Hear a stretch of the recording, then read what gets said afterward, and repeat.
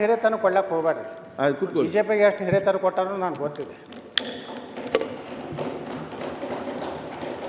ಸನ್ಮಾನ್ಯ ಅಧ್ಯಕ್ಷರೇ, ಇವತ್ತು ನಾನು ಮೊದಲೇದಾಗಿ ನಿಮಗೆ ಧನ್ಯವಾದಗಳನ್ನು ಸಲ್ಲಿಸಲಿಕ್ಕೆ ಬಯಸ್ತಾ ಇದ್ದೆ. ಯಾಕಂದರೆ ಕಳೆದ ವಿಧಾನಸಭಾ ಬೆಳಗಾವಿ ಅಧಿವೇಶನದಲ್ಲಿ ನಾನು ಮೊದಲು ಪತ್ರ ತಮ್ಮ ಬರೆದಿದ್ದೆ. ಏನಾಗ್ತಿತ್ತಂದ್ರೆ ಅಧ್ಯಕ್ಷರೇ, ಬೆಳಗಾವಿ ಅಧಿವೇಶನ ಅನ್ನುವಂಥದ್ದು ಕಾಟಾಚಾರಕ್ಕೆ ಆಗ್ತಾಯಿದೆ. 10 ದಿವಸದಲ್ಲಿ ಯಾವುದೇ ರೀತಿ ಚರ್ಚೆ ಆಗೋದಿಲ್ಲ.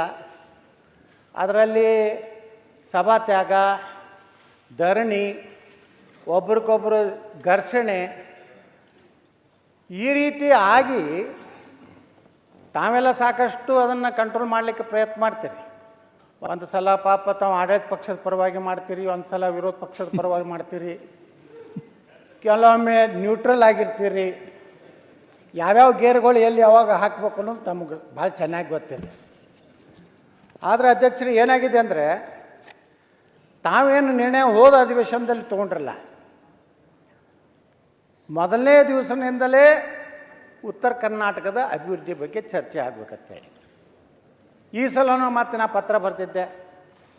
ಅಲ್ಲಿಂದ ಕಾಂಗ್ರೆಸ್ ಮತ್ತು ಬಿ ಜೆ ಪಿಯನ್ನು ಬಿಸ್ನೆಸ್ ಅಡ್ವೈಸರಿ ಕಮಿಟಿ ಒಳಗೆ ನಿರ್ಣಯ ಮಾಡಿ BSc ಅದರೊಳಗೆ ಮಾಡಿ ಇವತ್ತು ಮಂಗಳವಾರದಿಂದಲೇ ಚರ್ಚೆಗೆ ನಮಗೆಲ್ಲ ಅವಕಾಶ ಕೊಟ್ಟಿದ್ವಿ.